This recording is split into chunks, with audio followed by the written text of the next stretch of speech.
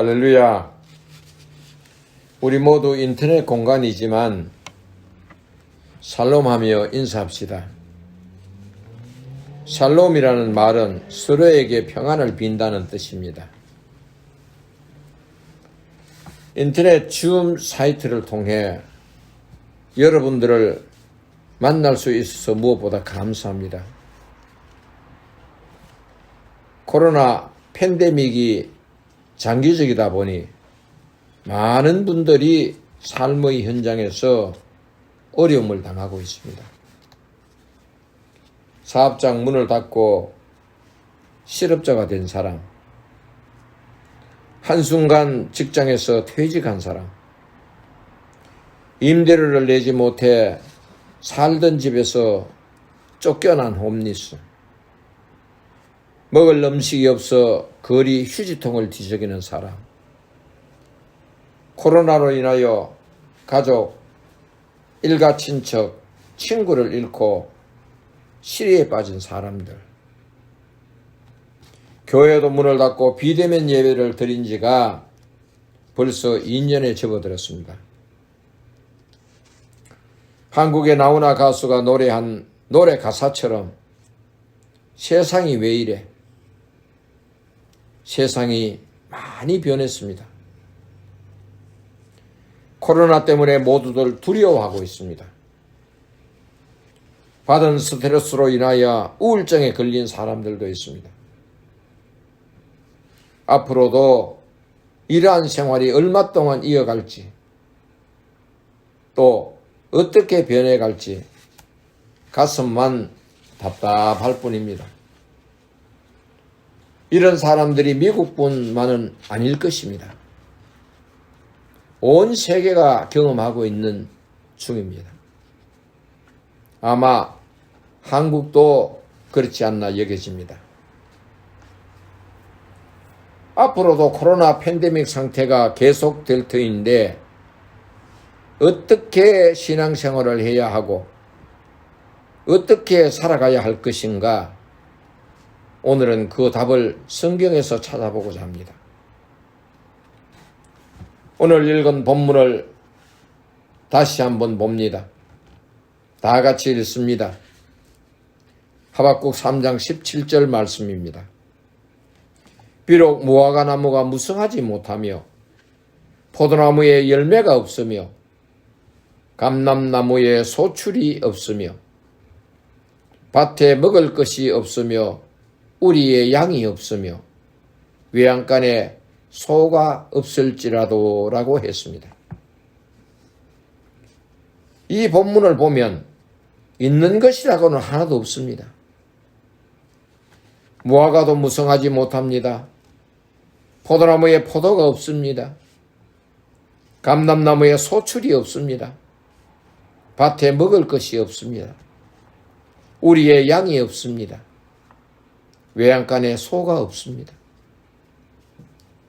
모두 다 없다는 것뿐입니다.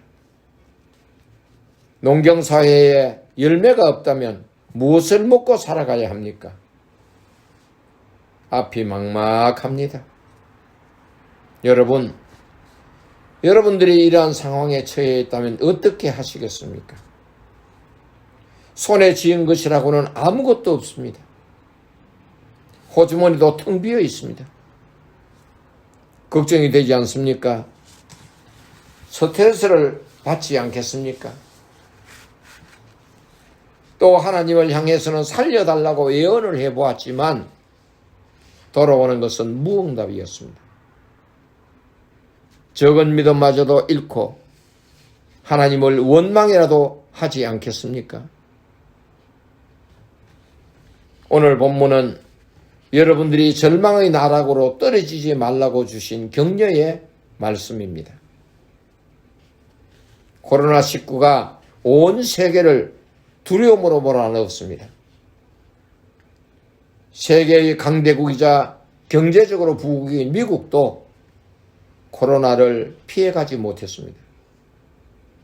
어떻게 보면 가장 피해를 입은 국가가 미국인지도 모릅니다. 그렇다면 이런 위기 속에서 어떻게 어려움을 탈출할 것이며 어떻게 신앙생활을 해야 할 것인가 그 답을 찾아줍니다. 하박국 선지자는 위기의 탈출을 이렇게 해야 한다고 제시합니다. 3장 18절 말씀입니다. 나는 여호와로 말미암아 즐거워하며 나의 구원의 하나님으로 말미암아 기뻐하리로다. 아멘. 하박국 선지자는 여호와로 인하여 즐거워하고 구원의 하나님으로 기뻐한다는 것입니다. 여러분, 그동안 신앙생활을 하시면서 하나님을 어떻게 믿고 살아왔습니까? 여기에 대한 질문의 답이 분명히 있어야 합니다. 내가 믿는 하나님은 과연 어떤 분입니까? 지금 여러분들이 믿는 하나님은 어떤 분이세요? 지금까지 하나님을 믿고 살아왔다면 여러분의 삶 속에 그분은 어떤 분으로 자리하고 있나요? 성경에는 창세기 1장 1절에 태초에 하나님이 천지를 창조하시느니라고 분명하게 기록되어 있습니다. 하나님은 창조주이십니다. 창조주는 없는 것도 있게 하시는 분이십니다. 또한 있는 것도 없게 하시는 능력이 그분에게 있습니다. 다시 말하면 모든 만물에 살고 죽는 것이 다 그분의 손에 달려 있습니다. 죽었다가 살아난 자는 하나님의 능력을 아십니다. 시한부 인생이 중병에 걸렸다가 고침을 받는 자도 하나님의 능력을 아십니다. 인생의 생사화복 모두를 하나님이 주관하십니다. 이것을 믿습니까? 아멘. 그렇다면 여러분의 인생을 하나님께 전적으로 맡기세요. 그리고 의심하지 마시고 염려하고 두려워하는 것들에서 자유하세요. 하나님 안에서 즐거우면 얽매인 것에서 자유할 때 찾아옵니다. 바울은 빌립보 교인들에게 이렇게 편지했습니다. 아무것도 염려하지 말고 다만 모든 일에 기도와 간구로 너희 구할 것을 감사함으로 하나님께 아뢰라고 했습니다. 그러니까 내가 처한 형편과 처지를 하나님 아버지께 알려드리는 일은 우리의 몫입니다. 그 이후의 결과는 어떻게 내려지든지 나는 순종만 하면 됩니다. 두 번째로 팬데믹 기간에서 몸에 받은 스트레스, 답답함, 우울증이 있습니다. 이것은 우리가 해결받아야 합니다. 스트레스가 몸에 남아있는 한 몸이 자유롭지 못합니다. 스트레스를 해결받기 위해서는 지켜야 할 세 가지가 있습니다. 첫째는 정기적으로 운동을 해야 합니다. 나는 매일 공원에 가서 하루에 7,000보 내지 10,000보를 걷습니다. 이러한 생활이 벌써 5년입니다. 대수술을 받은 후 몸이 완전히 회복되었습니다. 두 번째는 충분한 영양 섭취를 하십시오. 우리 집의 식단을 잠시 소개하겠습니다. 아침은 오트밀과 삶은 계란과 채소, 과일입니다. 그리고 점심은 한국식으로 밥을 먹습니다. 저녁은 구운 고구마와 삶은 계란과 내추럴 식품으로 식사를 마칩니다. 삼식을 밥으로 할 때보다 더 건강해졌습니다. 세 번째는 취미생활입니다. 저는 어디를 가든지 아이폰 카메라로 사진을 찍습니다. 사진을 찍는 이유는 살아온 발자취를 담아놓기 위해서입니다. 후일에 추억을 더듬기 위함이죠.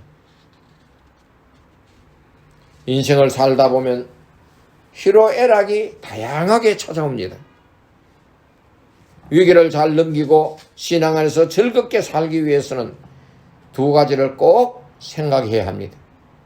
첫째는 전적으로 하나님께 나를 맡기는 것과 둘째는 내가 지키고 해야 할 부분이 있다는 사실을 꼭 명심하십시오. 하나님으로 인하여 즐겁게 사는 자는 하나님의 역사하심과 내 노력이 합해질 때 가능합니다. 어떻든 하나님의 뜻을 잘 살펴 매사에 순종하시는 여러분이 되시기를 바랍니다. 오늘 본문에서 하박국 선지자가 보여준 것처럼 내가 가진 것이 아무것이 없다 할지라도 내 인생을 즐겁게 살아가는 그 길은 여호와 하나님과 동행함으로 즐거워할 수 있다는 고백이 있기를 예수님의 이름으로 축원합니다. 아멘.